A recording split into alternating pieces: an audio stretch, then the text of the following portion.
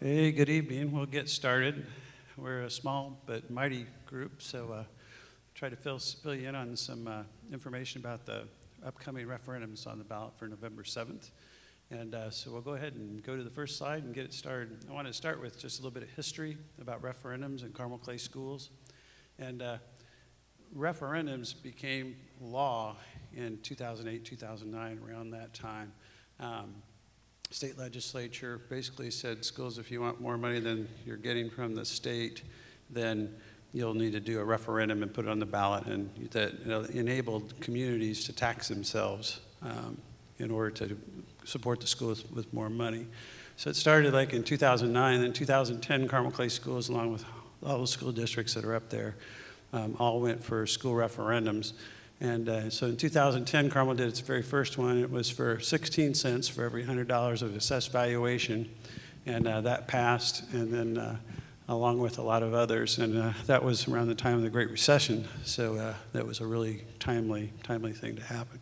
We also had some cuts by the state, and school districts had to do some big cuts from the state at that time as well, so the referendum filled that gap at that time as well.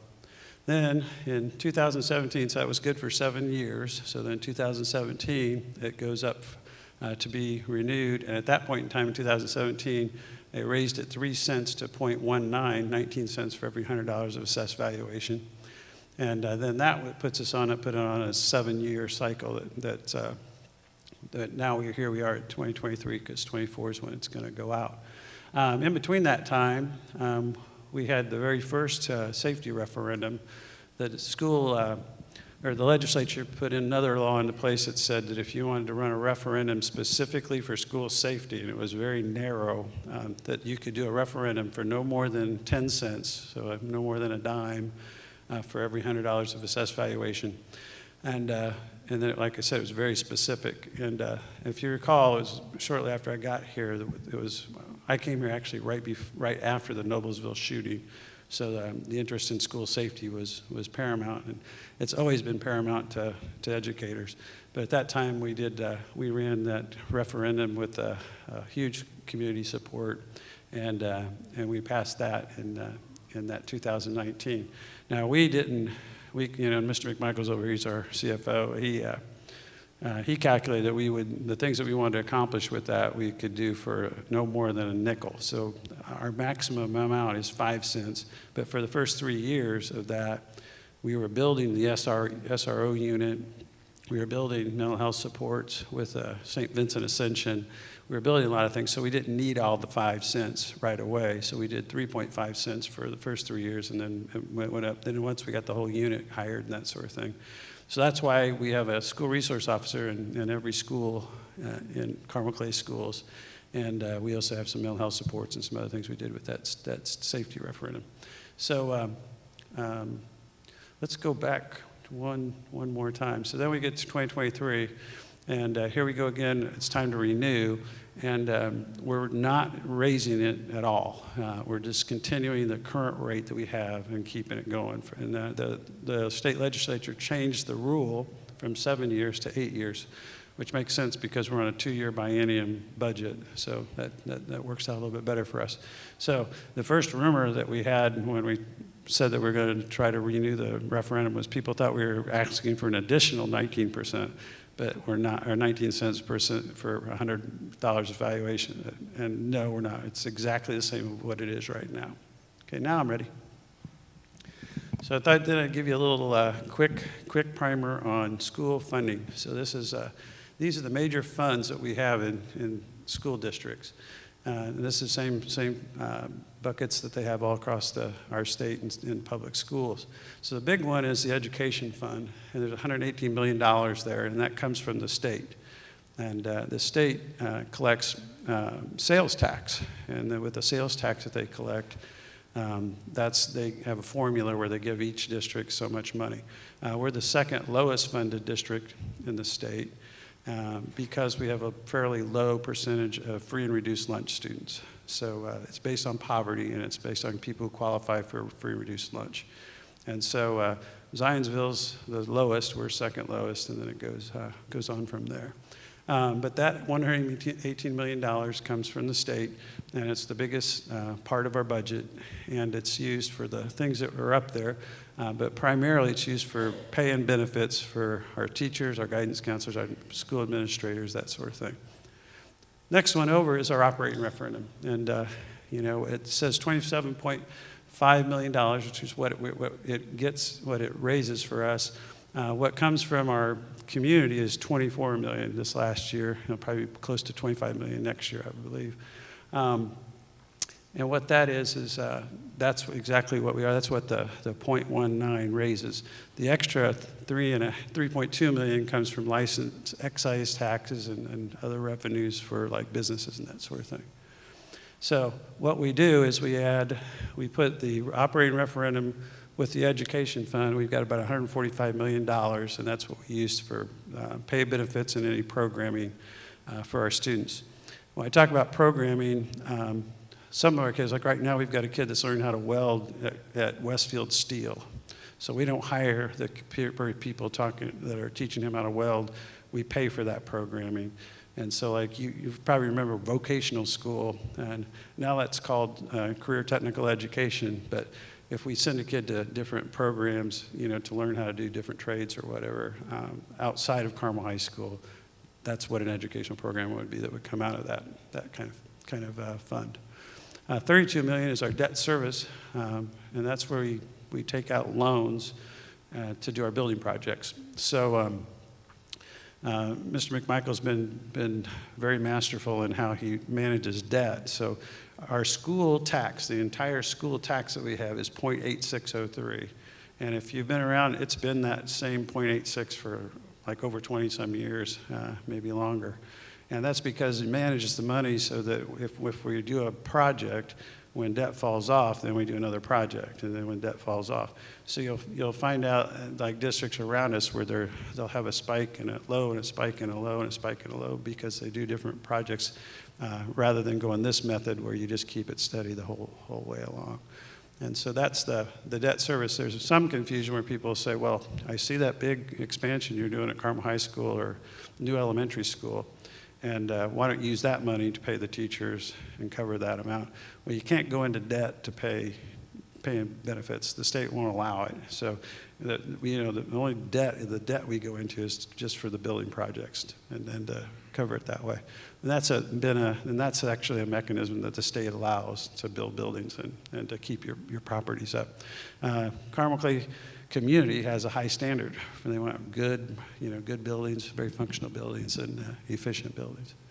So then we move on to the operations fund, and this is another rate-driven fund, and that's where transportation, bus replacement, capital projects is like smaller projects. If something breaks, we fix it.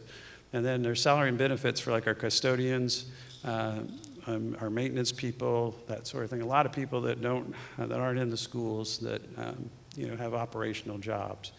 And so you can kind of get a look at that. One of the things we've done with that fund is paid for a lot of technology. And technology's changing all the time. And like when we went to one-to-one laptops for each of the students, we took them out of that fund. And that ended up being a real good move, especially since the legislature just recently got rid of book rental.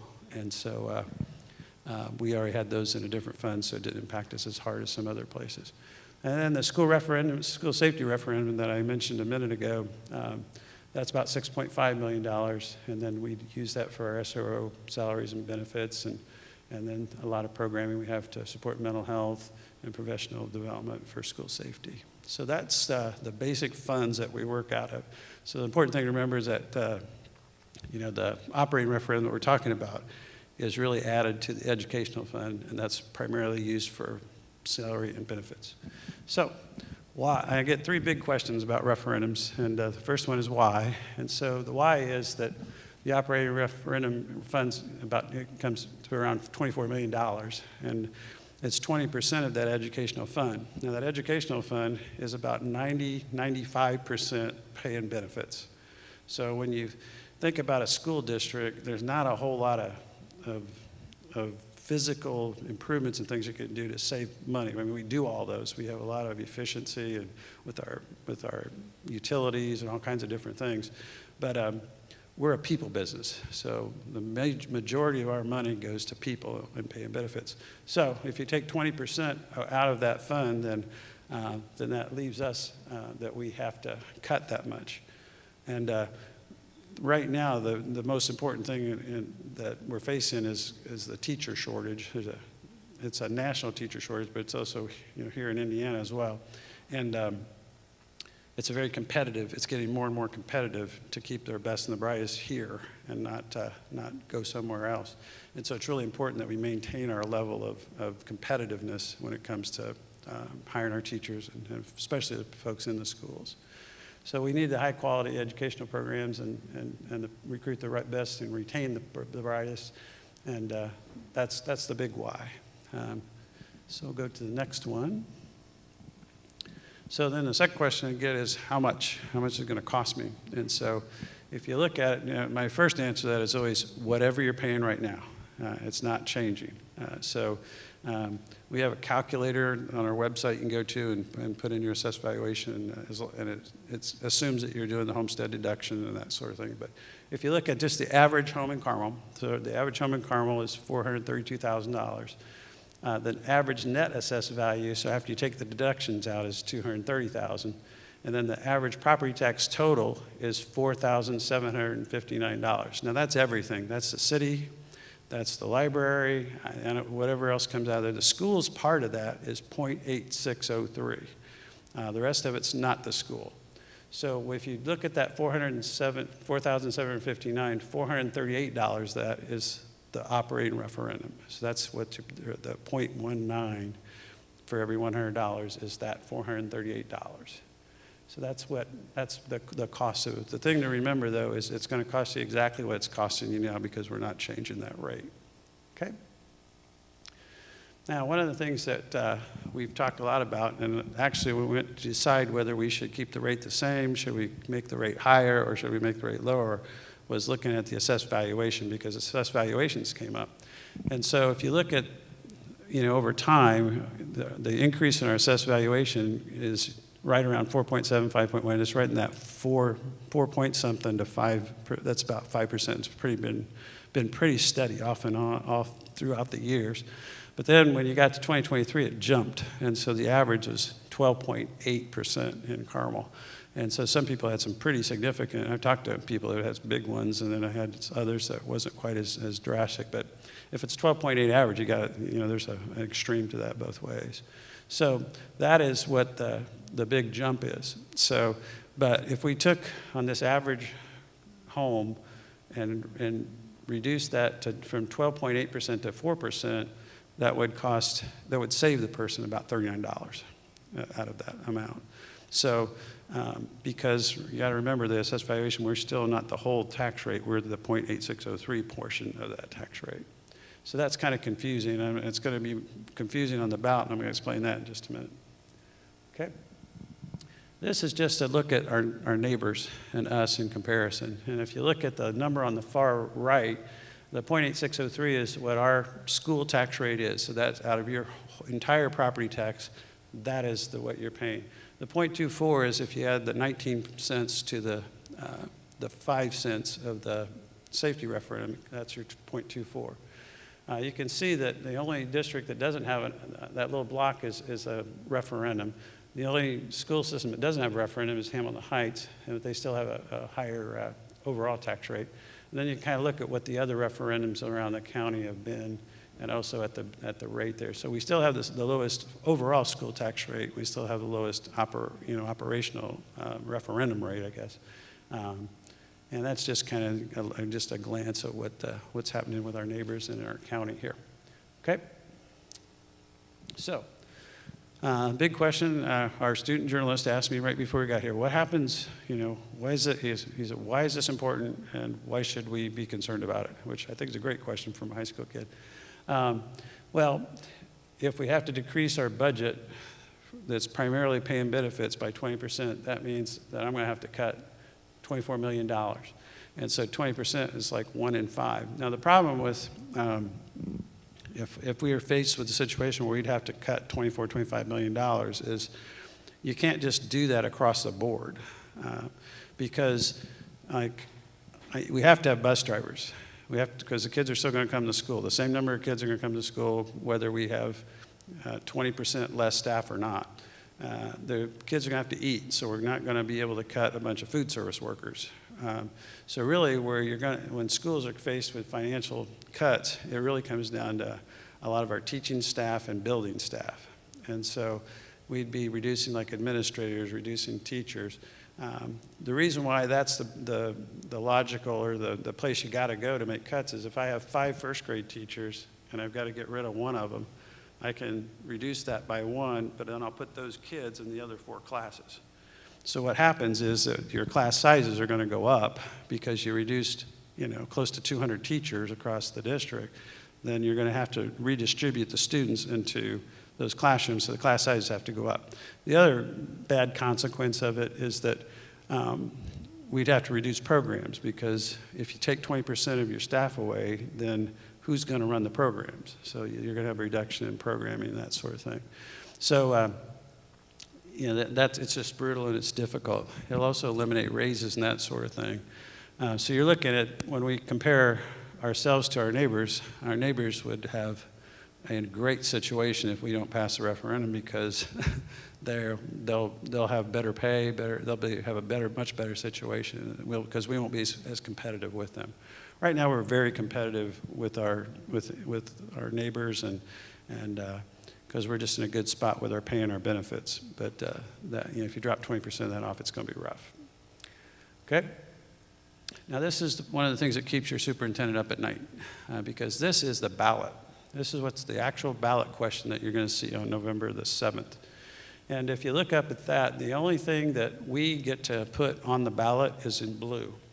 So the rest of this is all determined by the state legislature.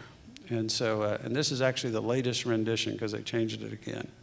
So if you look at this, and just think about in terms of if you go into to vote and you know absolutely nothing at all about referendums, and you read this, first off it says, shall Carmel Clay Schools continue to impose an increased property tax? I'm an English teacher, originally, so it really bugs me that they use the word impose. You could say collect, you could say a lot of different words, but it's impose. But continue to impose increased property taxes paid to the school corporation by homeowners and businesses for the next 8 years, and that's a change from 7 years to 8 years, immediately following the holding of a referendum for the purpose of, and this is where we fill in, what are you going to do with the money? And this round of referendum law, it made it just a lot more specific. Like you have to really be detailed, and you have to fill out some extra paperwork about it. But retaining and attracting teachers and staff by paying competitive compensation and benefits, and funding academic and educationally related programs and services. And that's what I described earlier. So it's pay and benefits, and it's where we send students to get into different educational programming. So so that's what we get to say, why. And then it goes with the renewal of the existing maximum referendum property tax of 0.19. And what was nice about they changed this, which was good, was they put with the renewal, because before you couldn't even say renewal. And also if you look up, it says, shall they continue to impose? So there is some language that says, like, we're not raising it, we're just keeping it going. And so, that's a good thing. But then it says the property tax increase requested in this referendum was originally approved by voters in 2017, and if extended, will increase the average property tax paid to the school corporation per year on a residence within the school corporation by 28.3%.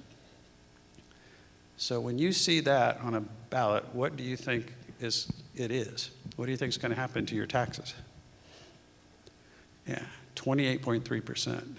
Now, it took some fancy math to figure out what that meant. And if you look at the bottom down here, the key thing is that the 19 cents per $100 of assessed valuation is the 28.3%. And this is how they figured it. So our school tax rate is 0.8603. So then if you subtract the 19 cents from that, you come up with 0.67. So then you divide 0.19 by 0.67, and it's 28.3%. So in other words, like if this is the school tax rate in total, and this is the referendum piece of that referendum piece is 28% of the 0.3 of the entire 0.8603. So they said they did that so that we would have more transparency for voters, so they would know what was happening with their taxes. And do you feel that way when you look at that? Do you like, oh yeah, I get it? And so that's why what keeps me up at night is if you're an uninformed voter and you go in and read that, you're thinking, and I've had people come up and said, my whole tax bill is going to go up 28.3. I said, no. I said, the school tax is this part of that tax. It's about $438 on average, an average home or property. And then I said, and then the 28% is just that percent of the 0.086. So that's where that number comes from. So that's why we're having these town halls and we're putting out so much information, because we want to make sure everybody knows what exactly what is happening when you go into the polls. So we'll go to the next one then. So what's the ask? Well, number one thing is we need to make sure people are registered to vote. So on October the 10th is the last day that you can register to vote. And I heard scary stats like that we have like 30% of our people aren't registered to vote. I don't know where that stat came from. I don't even know if it's true, but it scares me a little bit. And then once you're registered to vote, vote. We need everybody to show up and do that. And then whatever side you're on, you can participate in events, you can do signs, you can do bumper stickers, you can work voting polls, just get involved. A little story I like to tell is that the principal of Carmel High School and I were sent an email by a student who is like a student leader of, I believe it's either the Young Democrats or the Young Republicans. And then the other student from the other, whichever one was, both of the two student leaders of the Young Republicans and the Young Democrats said, we want to do a voting registration drive. And so I said, well, why? And they said, because the voting statistics for 18 to 21-year-olds and they told me all the stats and said, and I was like, so, okay, so you guys both want to do this together? And they're like, yeah. And I said, do you guys agree on anything else? And they were like, no. And I said, well, you're a great example of civics in action, that they would do that. So yeah, I encourage everybody to do their civic duty and do that. So so the last piece of it before we do questions is we're going to play a video that our community relations person did, and this is really the reason why we have the referendum on the ballot, is so that what can happen in this video can happen continuously.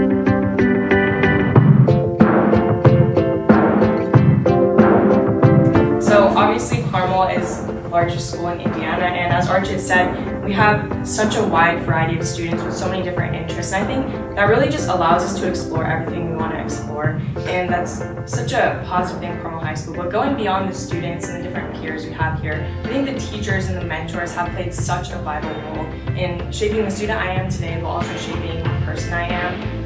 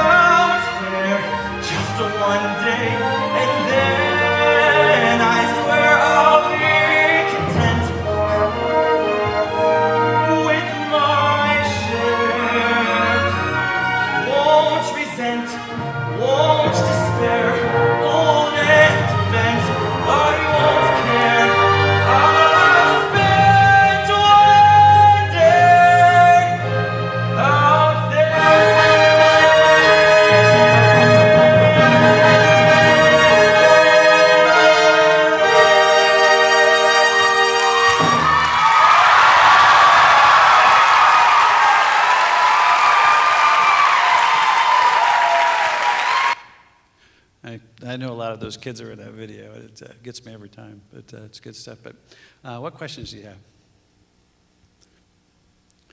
Yeah, could you help me out with the max 19 cents? And that implies that it could be less at times. Could you expand on when and how, why that would occur? Sure. Really, we had a great example of that when we did the school safety referendum. So we could have collected a nickel, in that January, but we knew that we weren't going to be able to hire 21 officers, and so we knew it wasn't going to be much. So we would need that much. So we went with the 3.5, and then so as we added staff, eventually we got to where now it's time to get the whole 5 cents. So the situation would be so I'll just go through the process. So we have to we discuss, like, we have to make a prediction right now on what finances we'll need 8 years from now for the next 8 years. So we went through that, and our thought process is that the AV, like, if you put that slide back up on Emily, the one with the AVs on there, that our AVs in that percentages, and we already know it's not going to be, the average isn't going to be, now the next one over with that one. So we know now that it's not going to be, the average isn't going to be 12.8 the next round. But that the AV, increase in AV is kind of keeping up with inflation. And so our thought process is that we don't need to increase it, and we don't want to decrease it, because that's taking another risk, because if it doesn't come through, then all of a sudden I'm going to have to come back to you guys and say, hey, we need to raise it again. So we can keep it at that level. Now, if it gets to a point where we're meeting our budget goals and we're exceeding, we've got cash, because school districts we don't get big savings accounts. We have our cash balance that we need in case funding falls through or something. Then we could lower it. So, and like, we're in the process right now, Mr. McMichaels and his team of doing the budget for 2024. And so he's making projections and predictions based on what we're going to need. We always make those very conservative because we don't want to blow it. But so if we did have like too much, there's a lot of money coming in, then we could actually lower it from 19 cents to 16 or 17 or 17.5, whatever it would be. And so, Roger, you want to add anything to that? Now that we're getting into the money zone, you're going to hear the stories. Well, I would just add that I don't think it's likely that we would lower it, because with the safety referendum, we were starting a new program, and so we weren't spending any money, and then we spent it gradually. With this program, it really comes down to, we have a referendum because we didn't feel the state was adequately able to fund us, and for us to have enough money to provide what the community would expect and what we wanted to do for education. So this biennium, for example, there's a formula that's approved every 2 years, and so for a biennium, and so we just gave all of our employees raises except teachers. We're not finished, negotiating with teachers, but everybody else that this year received a 3% increase on their salary schedule and 1% next year. So we all know what inflation is, and so that's with this, and so we would look at that and say, would this be a time we ought to lower it? And the answer this year was no, we didn't think so. And so we take the money here and whatever it generates and the money from the state. And so I wouldn't want you to assume that it's likely that it would lower, but as if we've said repeatedly, we don't have any reason to, save excessive amounts of money.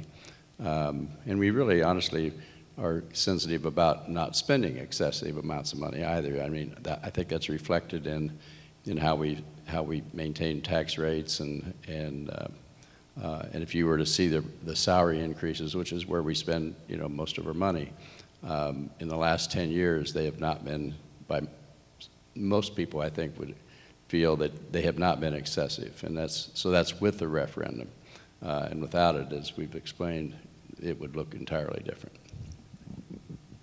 Does that answer that question? I agree. It doesn't look like you're probably going to lower that because the history's kind of happened. Right. And even in the $2.7 million increase, 22 to 23, I mean, you see, okay, you're tracking your percent increase in dollars to inflation, reasonable, and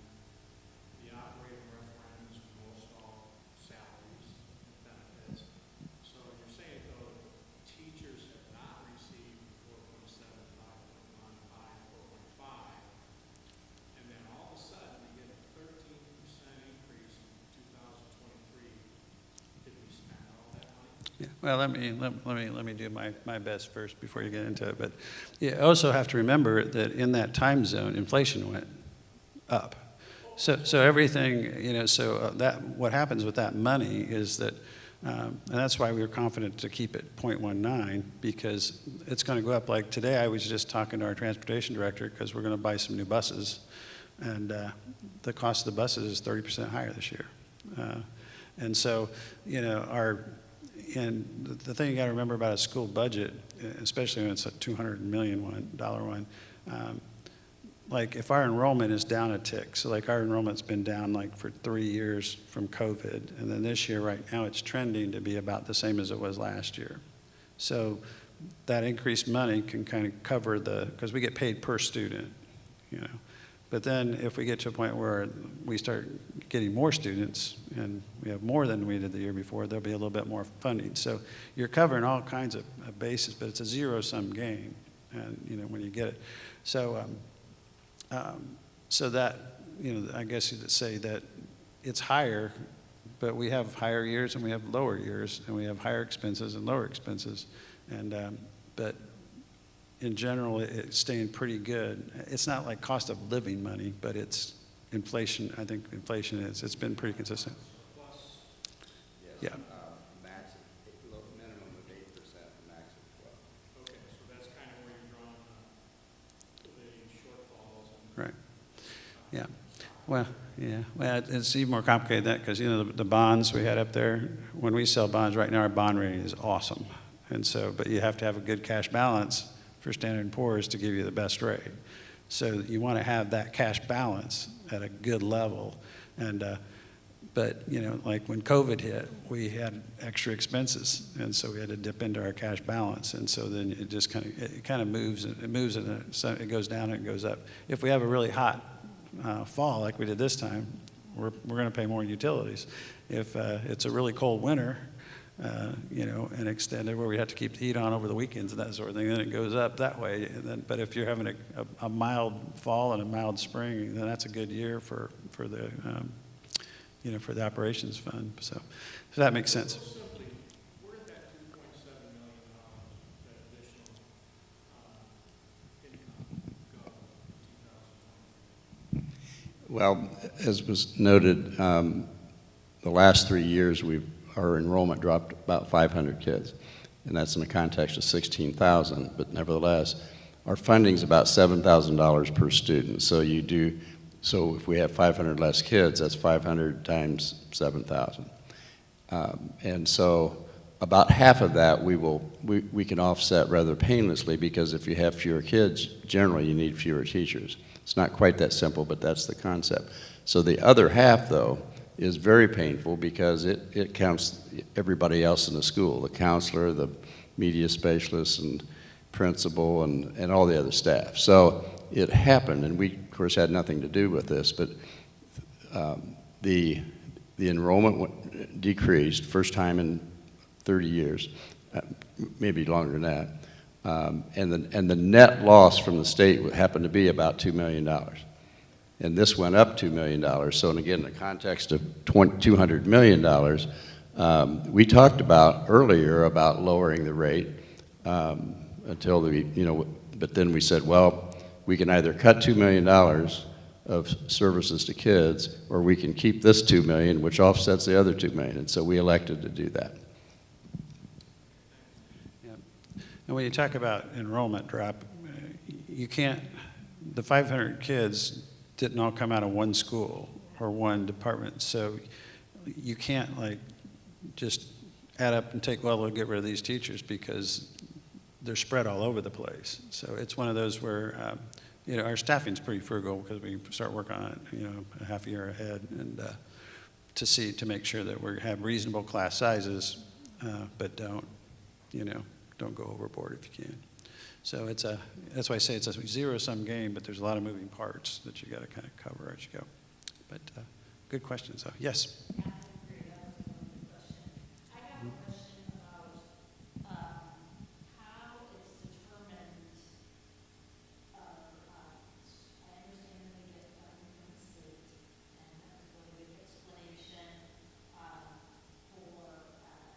Keeping our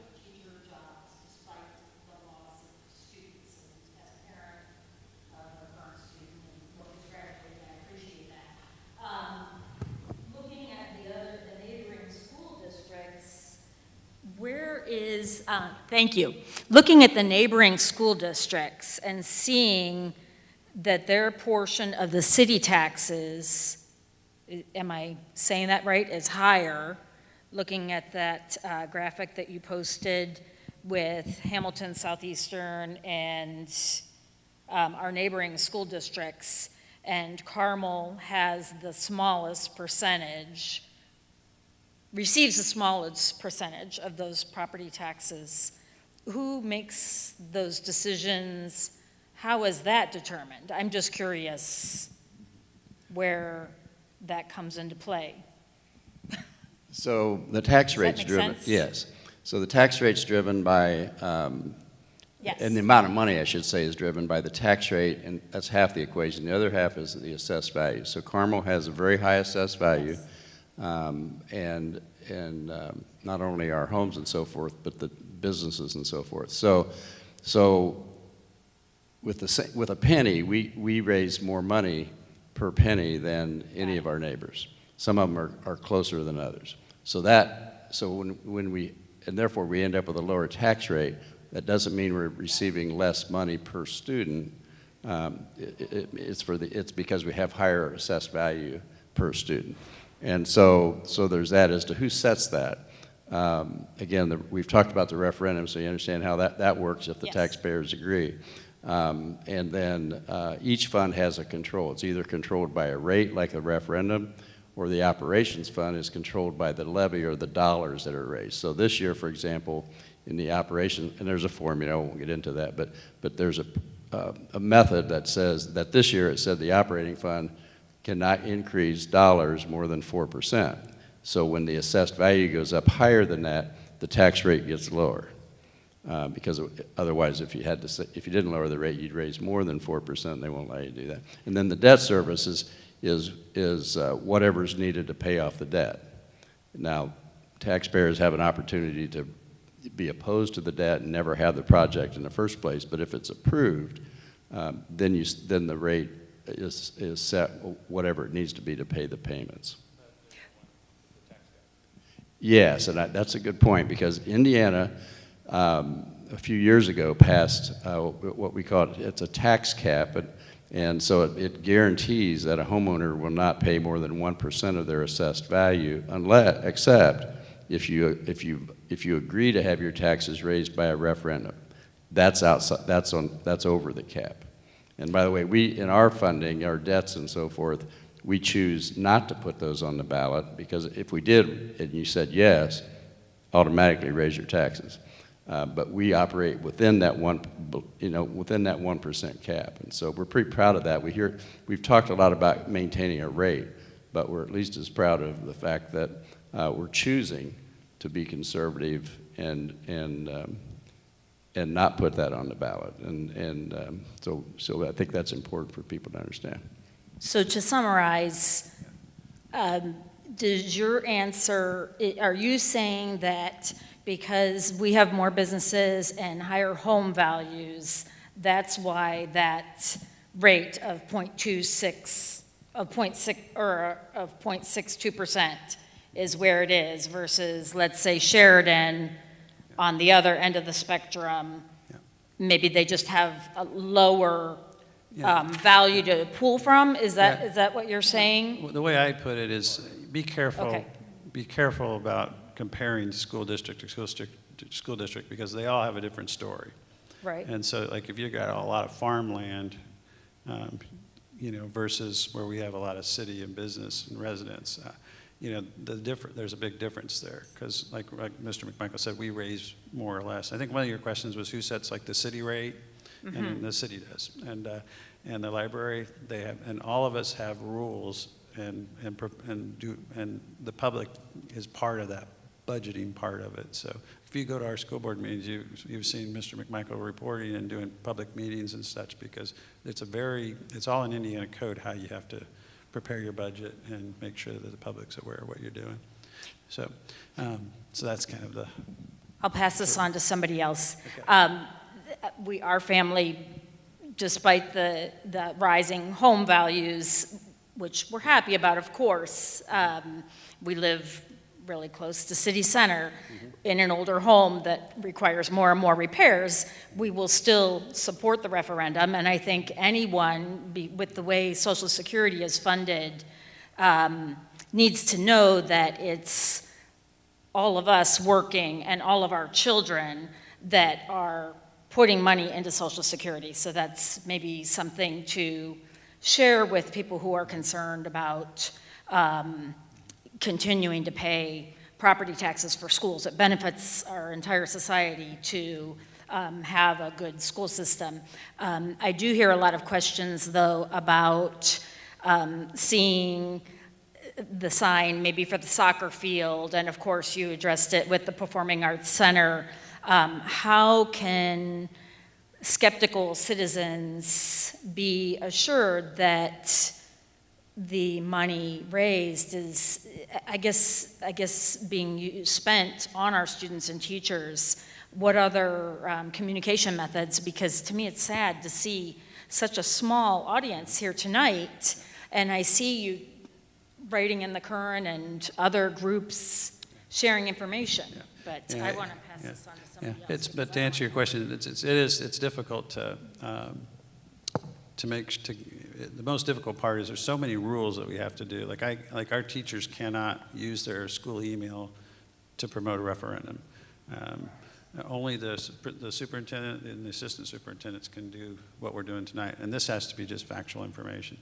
So there's a lot of rules to it, which makes it a little difficult to communicate. But to answer your question, every month, except for this coming month, because Mr. McMahon's going to be out of town, so he's going to do 2 months after that. He does a financial report, and he shows what the current funds are in each of our funds, and all the funds I have to the 5 funds. And then he also compares it to the year before, so you can see what the comparison of that is. And then if there's a difference, let's say in the education fund, there'll be like a difference one month, and he'll say why, and what is that? And it was a 3-pay month, where a 2-pay month's going to be a lot less than a 3-pay month. So that way you can actually track on a monthly basis what the ins and out of our funds are, and then you have an explanation on how that ran with the year before.